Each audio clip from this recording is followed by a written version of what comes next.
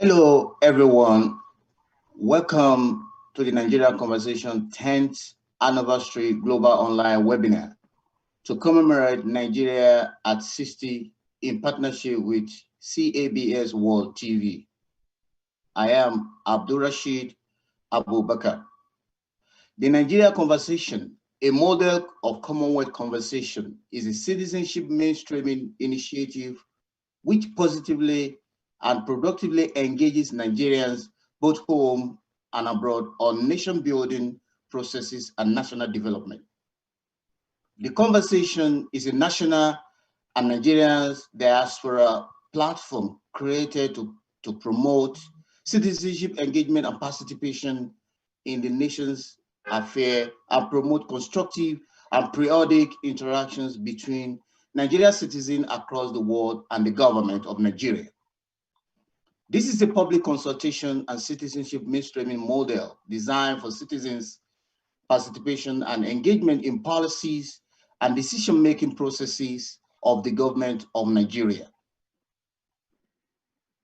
On 27th July 2020 marked exactly 10th year that the first ever Nigeria Conversation event was hosted in London, United Kingdom, at the Commonwealth Club, inside the former headquarters of Royal Commonwealth Society, RCS. The Foreign and Commonwealth Office UK, the Royal Commonwealth Society UK, National Assembly of Nigeria, Nigeria High Commission in London, and also Central Association of Nigeria in UK participated in the first launch of the Nigeria Conversation in the United Kingdom. Today, I welcome you all to the 10th anniversary of the Nigeria Conversation and also the global online webinar to commemorate Nigeria at 60. Welcome you all. I'm privileged and honored to also welcome you to today's event.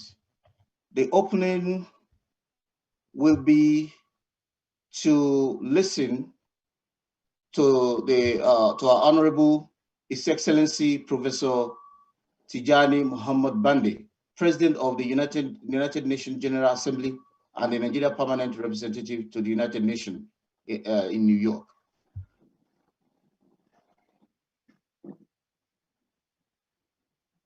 Your Excellency, Dr. Ahmed Lawan, President of the Senate of the Republic of Nigeria, Your Excellency, Dr. Kayode Fayemi, Chairman, Governors Forum, Your Excellency, Mr. Abdulrahman Abdulrazak, Governor of Kwara State, Your Royal Highness, Emir of Argungu, Alhaji Ismaila Muhammad Mera. Let me start by thanking the organizers of this event, Your Excellency, led by Chairman of Nigeria Conversation, President of the Senate of the Republic of Nigeria, Mumi, for picking a theme that speaks to the dual purposes we commemorate today. I congratulate Nigeria Conversation for its excellency and enrichment of Nigeria through dialogue, Chairman and Governor Cultural Exchange in the Your Excellency, Mr. Abdulrahman. Your remarkable growth through all these years demonstrates the growing confidence in this initiative. This year, owing to the COVID-19 pandemic, you have once again proven your ingenuity and adaptability to the new reality by putting together our planned virtual event without compromising on the quality of the guests and the program. On this note, I sincerely extend my condolences to fellow Nigerians who have lost loved ones due to the COVID-19 pandemic, and I reaffirm my solidarity with those who are fighting the disease. Distinguished ladies and gentlemen, every anniversary is a special occasion. For any nation, such occasion offers the opportunity to reflect on its values and how well the citizens are upheld or relinquish them over time.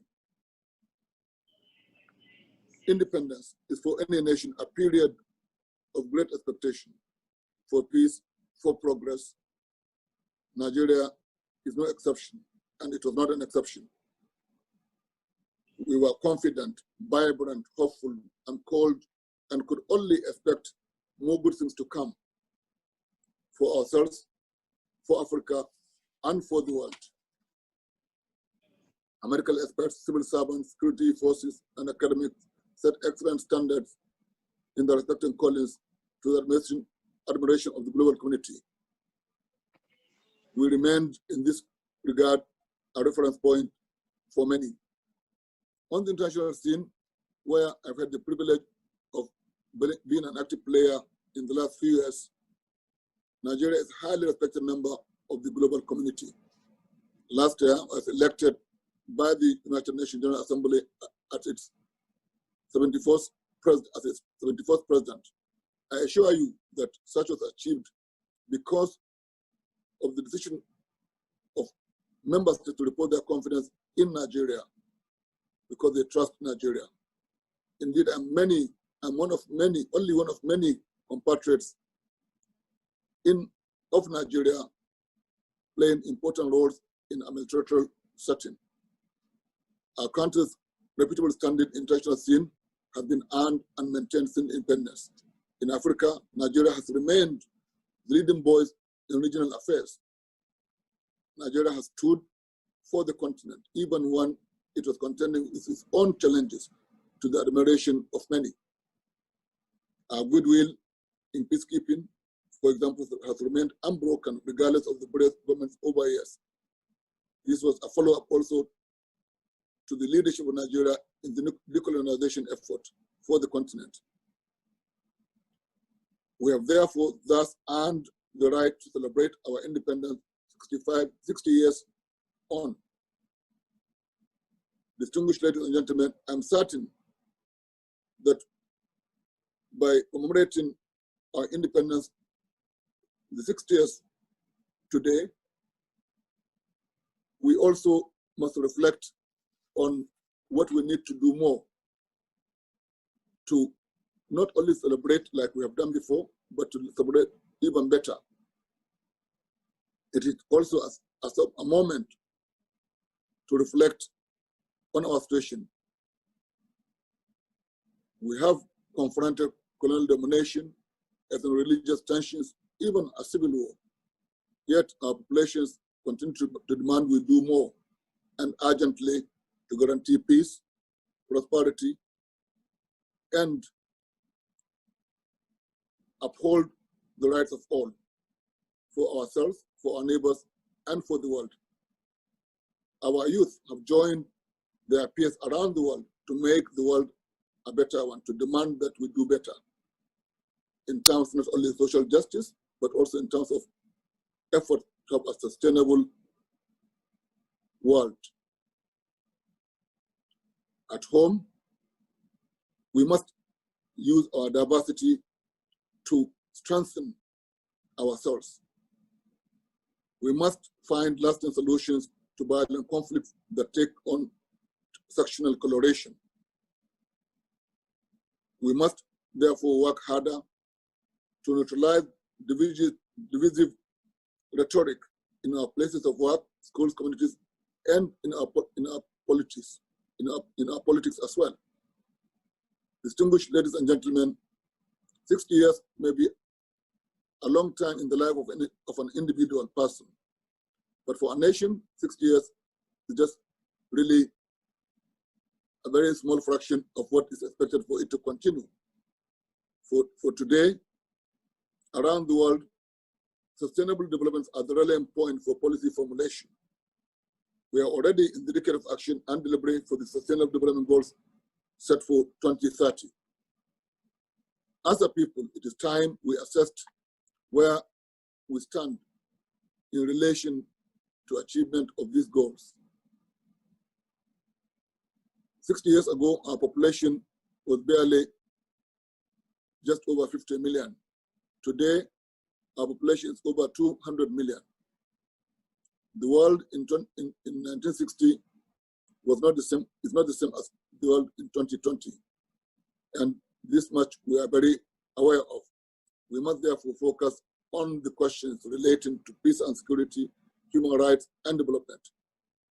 Distinguished ladies and gentlemen, it is my aspiration to see key issues under SDGs take center stage in our discussions. As a country, we need to get ready for the emerging digital world, as well as greener and cleaner efforts relating to energy and life in general. I must say that any conversation about the future of our great country without this issue being tackled will be that much limited. In this respect, I appeal to organizers of Nigeria conversation in the future to also include interactions on sustainable development goals as a way of galvanizing social energy for more effective action. Nigeria has an advisor to the president dealing with all these issues, and linking with that office will help. As you continue to raise awareness about our national issues, it is essential that you explore more avenues to build citizens' cohesion. This is one of the things that I must admit you have done very effectively. Throughout the decade you have operated, you have tried to understand our problems, to suggest pathways forward, and this is extremely important. I congratulate you for this. Excellencies, distinguished ladies and gentlemen, in the course of my presidency of the United Nations, I've consistently advocated for solidarity in multilateral settings. Today, I will reiterate the same appeal to you as we commemorate our independence as a nation. The Nigeria of our dream rests on solidarity and of various interest groups sharing a common destiny. I congratulate Nigeria for its achievement in the last 60 years amidst a highly challenging environment. Through many trials, it has been able to sustain the vision of the founding fathers and make Africa truly the center stage of its foreign policy. I'm confident that with solidarity we can achieve more than we have so far recorded. I commend Nigeria Conversation for its consistency in mobilizing the citizenry to engage with one another for the past decade and through times. I urge it to continue to do this like it has done and to do it even better. I thank you for your patience and attention.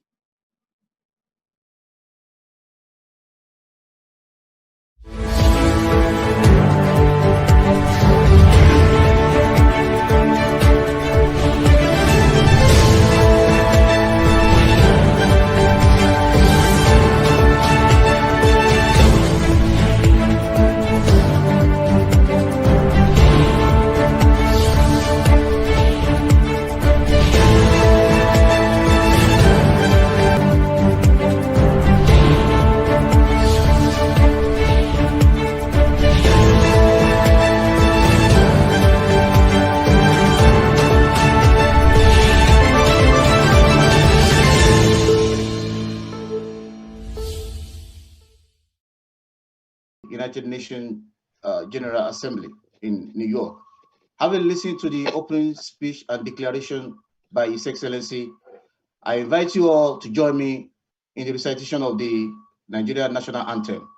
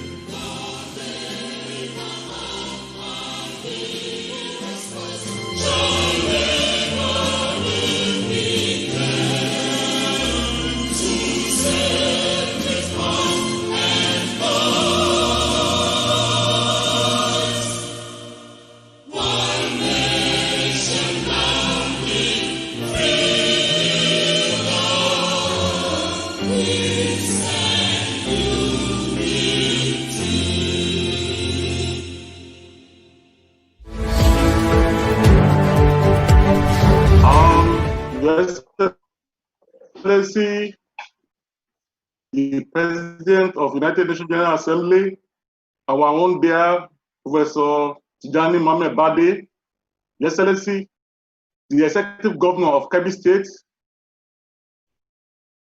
one of the outstanding governors in the country, very hardworking governor, a performing governor, the governor that is state centers on food production in the country. Our own dear Governor Abubakar Atiku Bagudu, His Excellency, the former chairperson of the Board of Governors of Commonwealth Secretariat, Ambassador Dr. Chris Nomis, Honorable Minister of Steel and Steel Development in the country, Dr. Oga, Honorable Minister for Women Affairs, the moderators, Mr. Bakar Rashid and Mr. Kenny, other distinguished speakers, dear brothers and sisters across the world, Nigerians. God bless you. I'm so happy today to speak in this August occasion, celebrating Nigeria's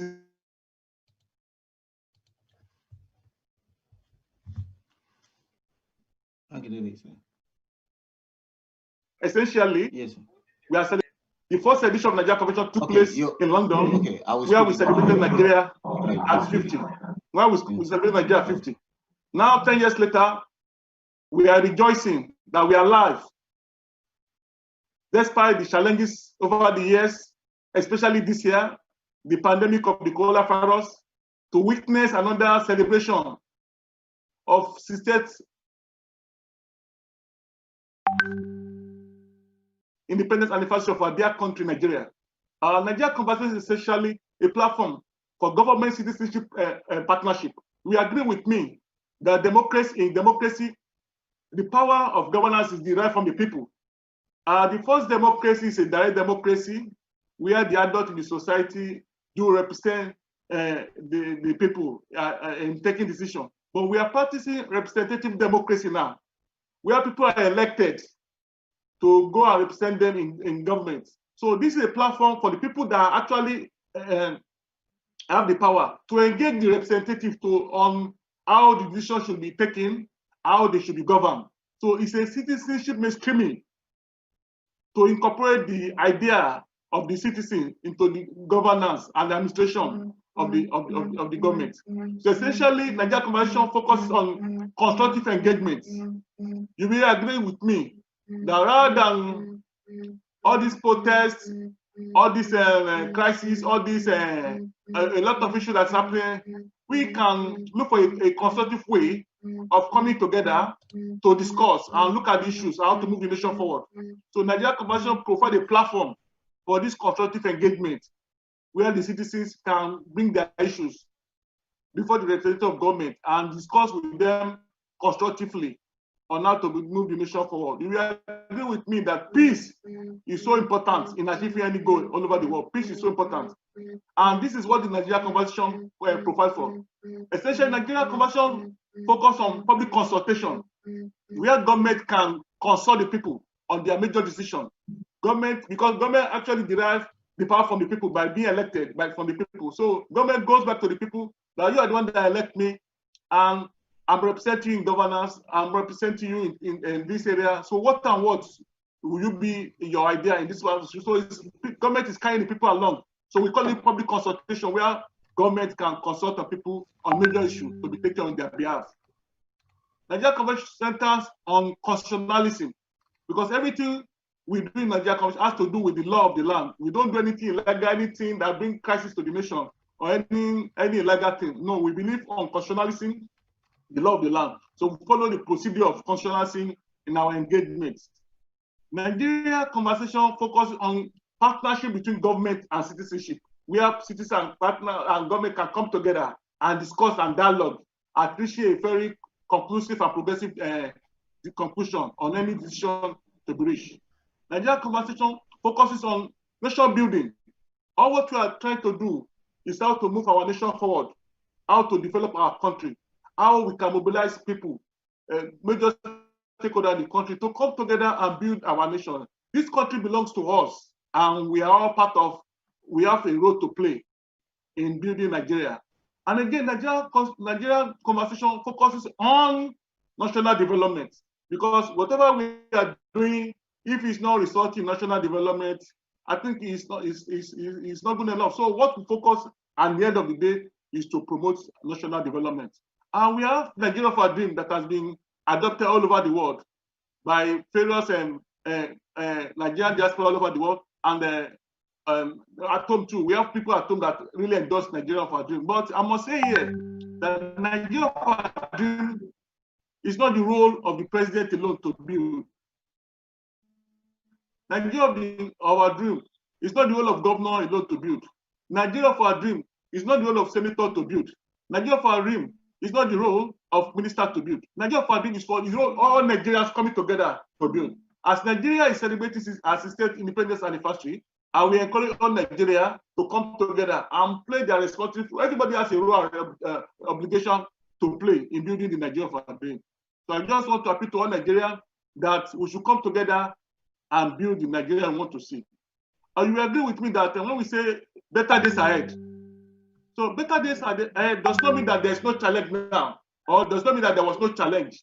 So when we talk of better days ahead, that means there's a challenge now, and there was challenge yesterday, but we are not focusing on the challenge now, or we are not focused on the challenge yesterday. We want to use the challenge yesterday and challenge we are facing today as an experience that we can learn and come together as a nation and build a nation that we are all proud of.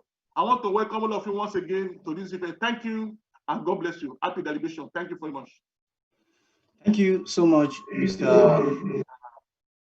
Thank you so much, Mr. Blackson Bayomi, for that very brilliant speech. I would like to invite His Excellency Governor Abubakar Atiku Bagudu, Executive Governor of Kebbi State, to give his goodwill message and send his sincere appreciation to Nigerians all over the world.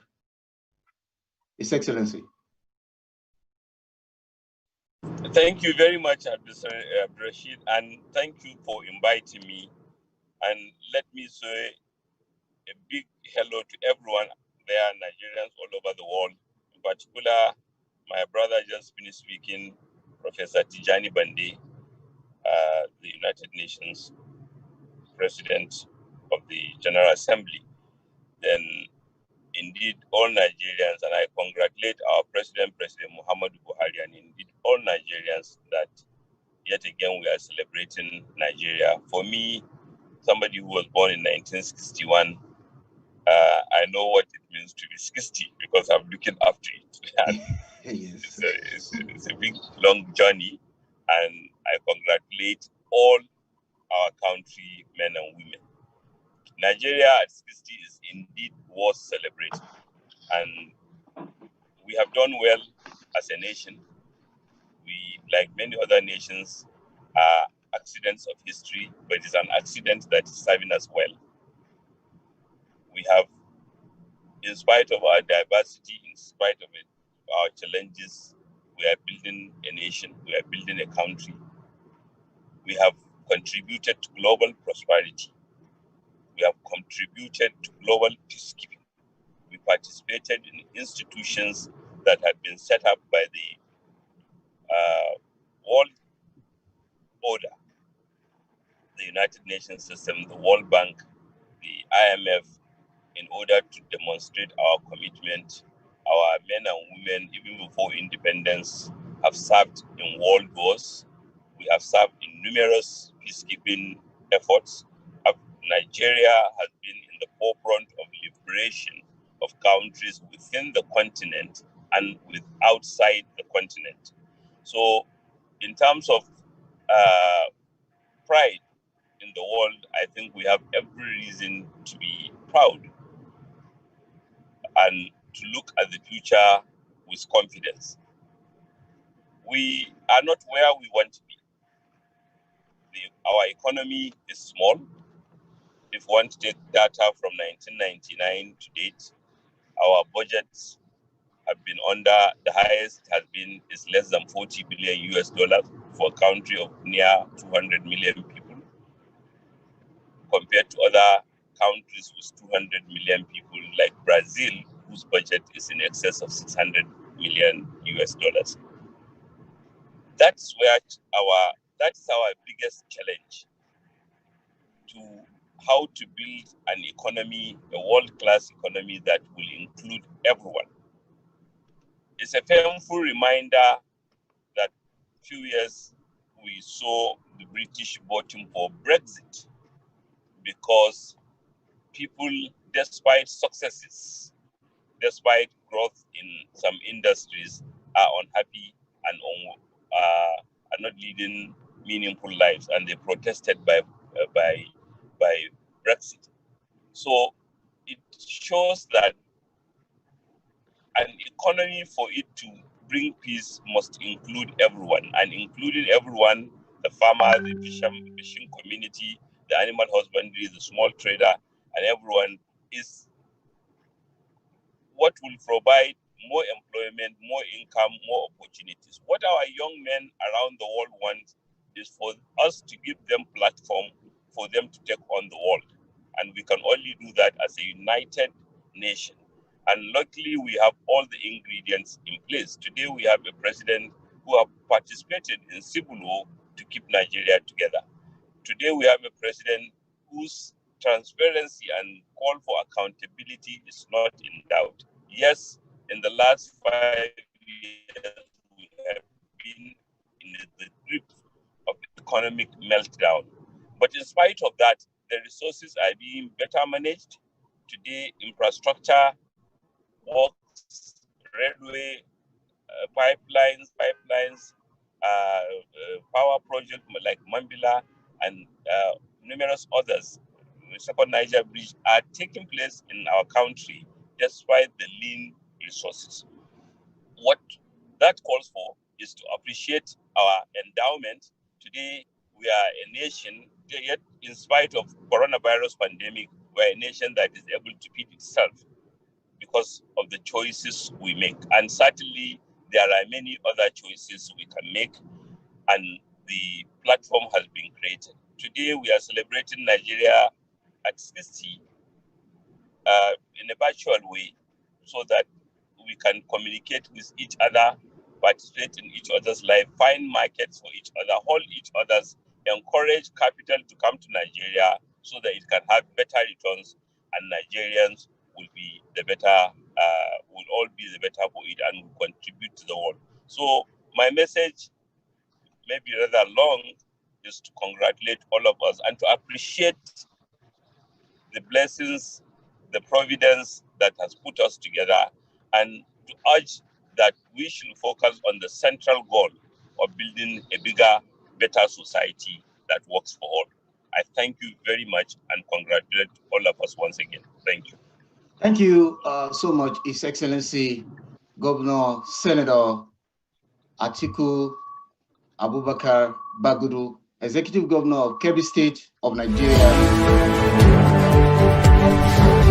In 2015, the United Nations declared the International Decade for People of African Descent to be observed from the years 2015 to 2024 based on 3 pillars: recognition, justice, and development. And in this time, we, at the most influential people of African descent, joined the United Nations and the global community to recognize the contributions of people of African descent from all over the world.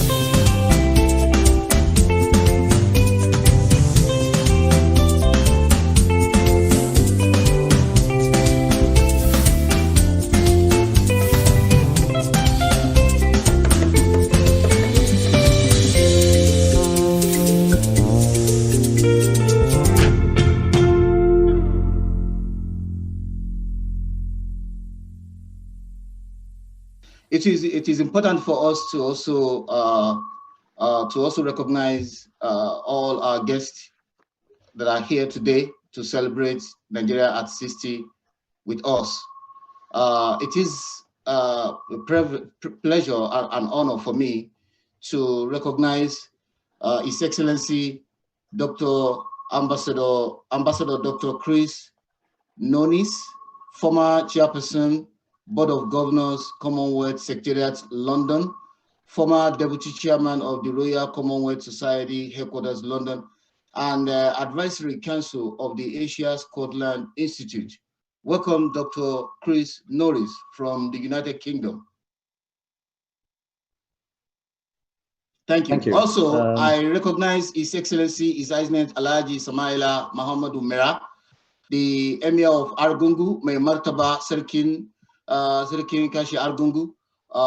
We also recognize our royal father. Our royal father is Royal Highness. We recognize you. Also, we recognize the Special Advisor to the President of Nigeria on Media and Publicity, Mr. Femi Adesina, who will also be joining us on this show. We also recognize the presence of Nigeria Senate President, Senator Ahmad Ibrahim Lawal, National Assembly of Nigeria, who will also be joining us shortly. We will also like to recognize the presence of our Honorable Minister, Dr. Okechukwu Samson Oga, OON FCA, Honorable Minister of State, Ministry of Mines and State Development of Nigeria, is also among our guest speaker. And also, we would like to recognize the presence of one of our powerful brothers in the diaspora, King Wale Adesanya.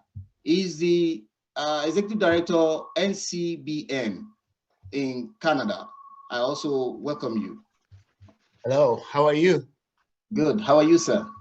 Very well. Thank you very much for what you're doing, the great job that you're doing so far. I've been listening. Thank you so much, sir. Yes, sir. Good panelist. Yes. Thank you, sir. So we are now on national development discussion. I would like to first invite His Excellency to open the floor. Dr. Chris. Well, firstly, let me thank you very much. It's been a great privilege to have been invited to say a few words on this wonderful and momentous occasion. And I must take the opportunity to congratulate His Excellency, the President of Nigeria, all the many distinguished panelists on this. I'd like to also really congratulate the chairman, Laxton Bayumi. I've known him for a tremendous number of years. I'm at Royal Commonwealth Society. Almost every workshop, every international conference that I can remember. He's been probably the quintessential Commonwealth ambassador, and he's always had been an ardent advocate and a passionate advocate for Nigeria, for your country. And I think he has developed a very nuanced understanding of the value of connecting with the diaspora. So I must say congratulations to him, because I've seen him over maybe 15, 20 years. And I remember being asked to speak at the Royal Commonwealth Society at one of the Nigeria conversations so many years ago.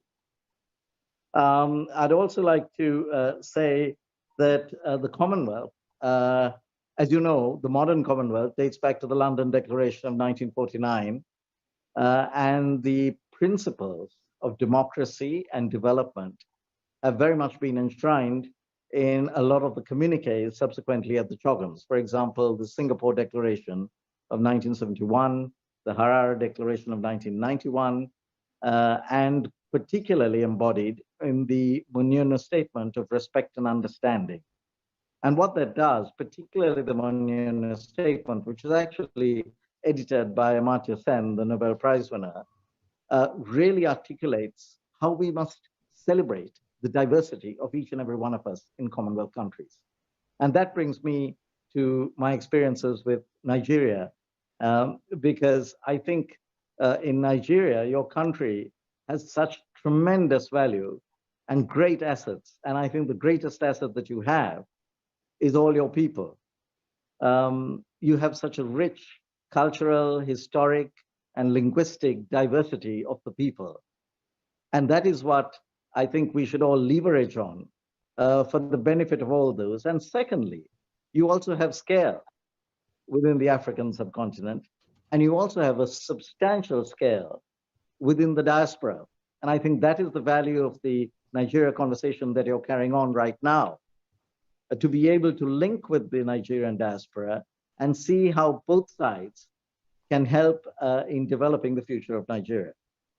And I think the second asset you have is, of course, the tremendous natural resources you have. Not only oil and energy, but so many other resources, which you are blessed with in your country. And I had the opportunity of seeing that when I visited Nigeria and I was asked to give a few lectures on Commonwealth and participate in Commonwealth workshops all those years ago. I've actually had great experiences from my Royal Commonwealth Society days with the African subcontinent. If you look at the picture behind me, you see a palm. That is actually one of my treasured possessions. That is Nelson Mandela's palm print, handprint, and it was called the Hand of Africa. We actually at the Commonwealth Society during the apartheid days. Let me simply tell him this is the link. In a tiny way. He said no. I said the speaker link is cut off. He said no, it's not true. So we actually in a little way, send them again. We can use the first one they sent. System and assisted. And so I think Nelson Mandela was a real beacon of hope for all those people throughout the Commonwealth. And that's why that's one of my most treasured possessions, the Hand of Africa, which was actually autographed by the late Nelson Mandela. I think the second asset, as I said, was... See, now you are unable to join this meeting because you were previously removed by the host. So now the huge amount of youth you have in your country. I believe Nigeria has the world's third largest youth population after India and China. And that's absolutely phenomenal. And that is probably your greatest strength, because it is at a young age that we can challenge conventional wisdom. It is at a young age that people can actually absorb contemporary technologies, such as artificial intelligence, mobile telecommunications, and technologies, biotechnology, nanotechnology, big data analytics, and smart systems. Since you can see the scale of your people and the rich linguistic and cultural diversity of your people. Secondly, your natural resources. And thirdly, probably your biggest asset is the youth, because after all, the youth is the future of Nigeria and the future of the Commonwealth. Now, the final point I'd like to make is that in the COVID-19 era, we are unable to join the paradigm shift in the way all countries will develop in the future. And from a Commonwealth perspective, obviously, COVID-19 has affected all of us in so many different ways. But what we learn is that for the future of our Commonwealth countries, we have to concentrate on four predominant things in the post-COVID-19 era. Firstly, the security of health. Secondly, the security of food. Thirdly, the security of energy. And fourthly, the imperative of digital transformation. And to me, Nigeria has all four. The mere fact that our chairman has convened this over so many years and we're having a virtual meeting demonstrates the value of digital transformation. So I think in the post-COVID era, Nigeria, having all four of those, is suitably and eminently placed to play an even far greater role in the future within the Commonwealth and to be at the forefront of a really equitable and inclusive globalization. So I think with that, I think that I would like to congratulate all of you on Nigeria at 60. And I know that you will play an even greater role within the Commonwealth in building a truly citizen-centric Commonwealth. Thank you very much, and God. Thank you so much, Dr. Ambassador Chris Nunes, for that wonderful presentation to the global Nigeria diaspora all over the world. Thank you so much for that brilliant presentation. Don't go away. We will present questions from our viewers to you shortly. Let me go to King Wale Adesanya for his presentation. to add to Ambassador Doctor's speech before I invite the minister? Thank you very much, Moderator Abdul Rashid. You are doing a very wonderful job. Thank you, sir. I like to stand on the existing protocol and bring you greetings from Canada to all Nigerians in Nigeria and also Nigerians around the world. As you can see, we are celebrating Nigeria at 60. And at the same time, coincidentally, we are also celebrating 10 years anniversary of the Nigerian conversation, of which we had the privilege of hosting in 2017. And that's when I had the pleasure of meeting the chairman, like in the person of Mr. Blackson Bayumi.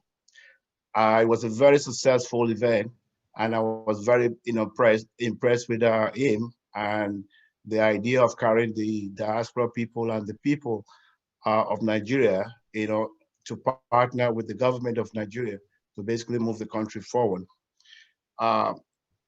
Canada, on July 1st, just celebrated our own 153rd year. So basically, when you compare 60 years, like one of my predecessors said, Nigeria at 60 is still a young country.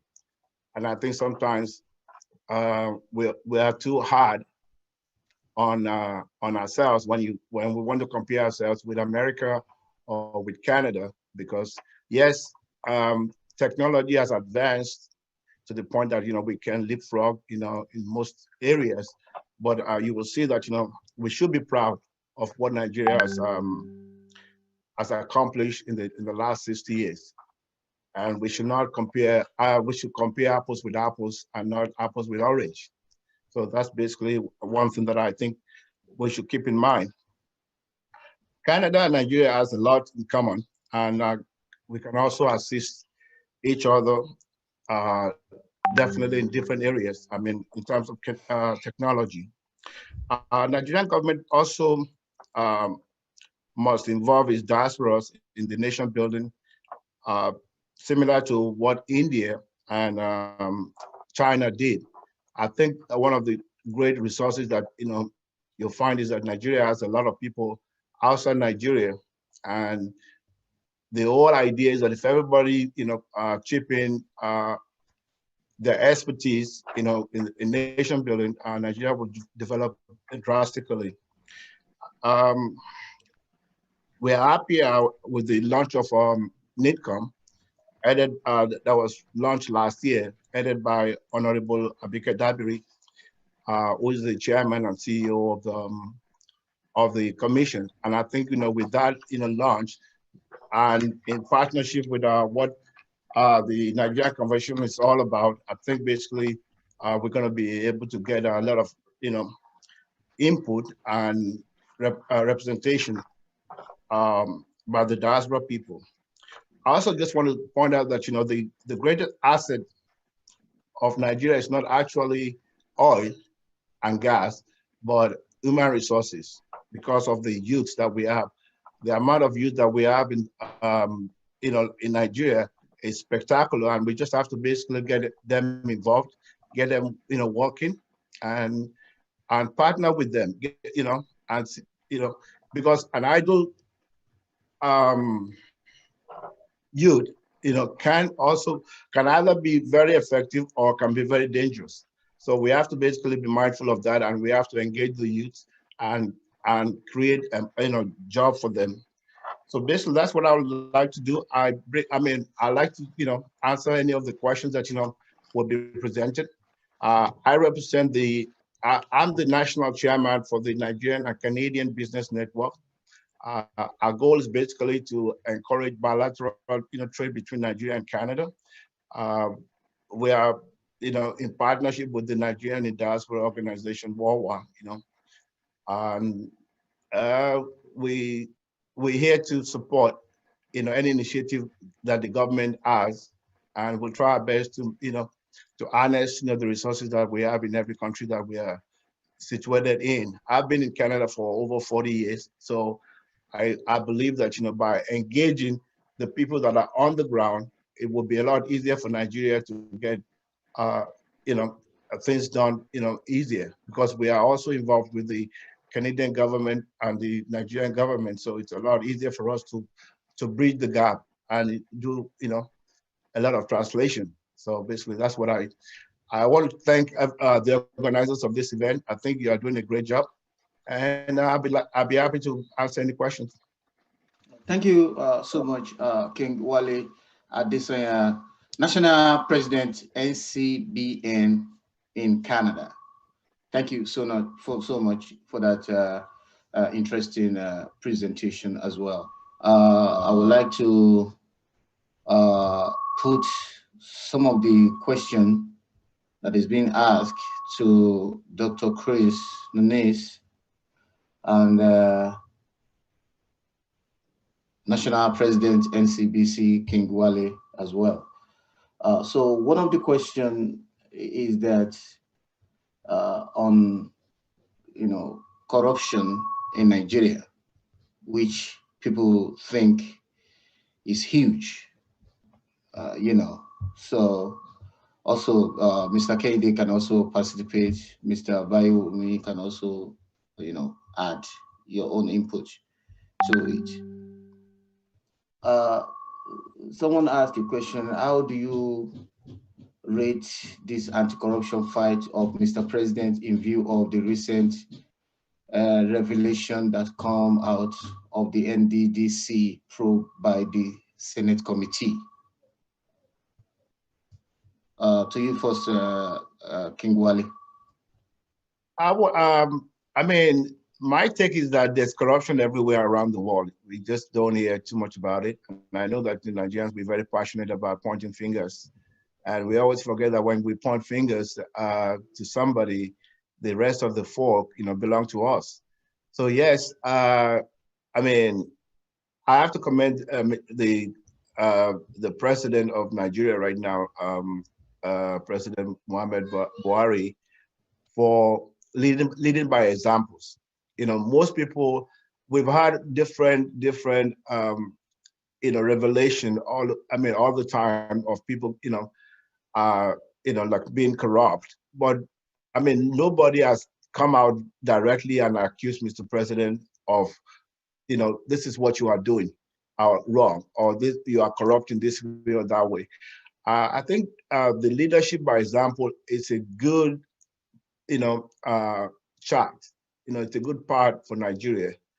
I'm not saying that everybody, I mean, a tree is not a forest. It cannot do it by himself. It needs to trust people. It cannot be everywhere. You know, you need to delegate. And sometimes people, you know, do let you down. I think the whole idea is to basically make sure that, you know, there's a system of punishment for people that are being, that are caught, you know, so that as to, you know, lay a good example, you know. That's what I would say.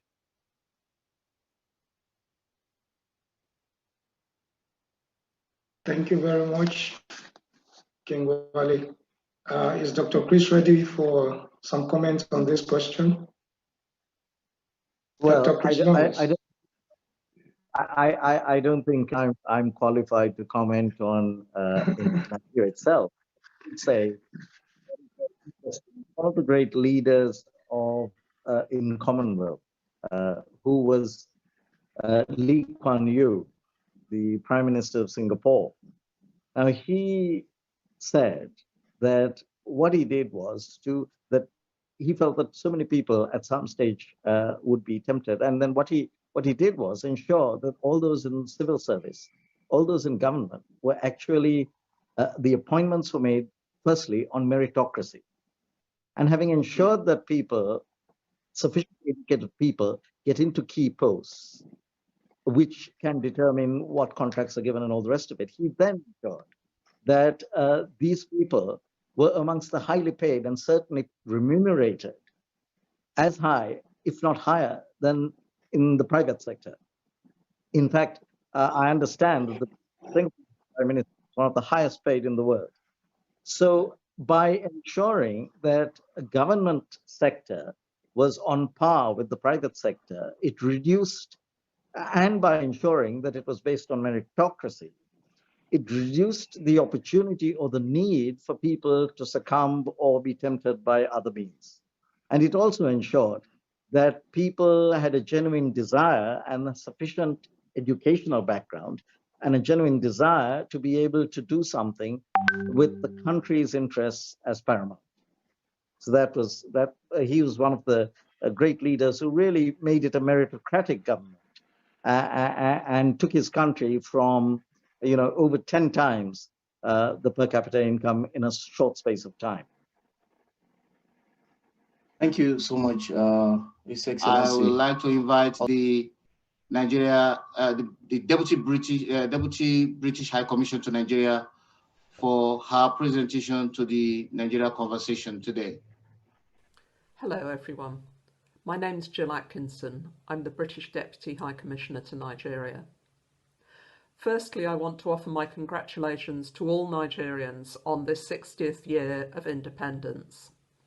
The 1st of October is a significant milestone for a nation that's so young, so dynamic, and so enterprising. I'm proud of the way that the UK and Nigeria have been friends throughout this period, and particularly proud to play a personal role in this relationship. I want to welcome the hard work and all the time and effort that has gone into hosting this event by the Nigeria Conversation team, led by Mr. Blackson Osoleni Bayawumi. I know many of you will be familiar with him in his role of the chairman of the Nigeria Conversation and the Nigeria Country Director of the Royal Commonwealth Society. Events in the past 10 years have engaged Nigerians of all backgrounds and interests and led to hugely effective dialogue and discussion. The UK continues to work hard to support the development of Nigeria, to promote democracy, good governance, the rule of law, sustainable development, and the other values which lie at the heart of the Commonwealth of which we are both members. There are always challenges, but 2020 has perhaps been the most challenging year in living memory. COVID-19 has thrown into stark relief the reminder of how we all need to work together.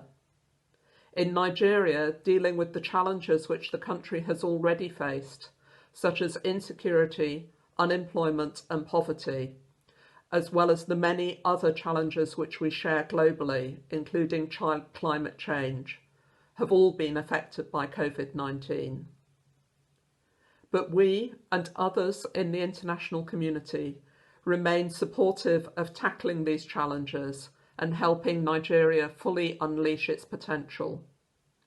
I want to encourage all delegates to work together to use their ideas, imagination and energy to find lasting solutions.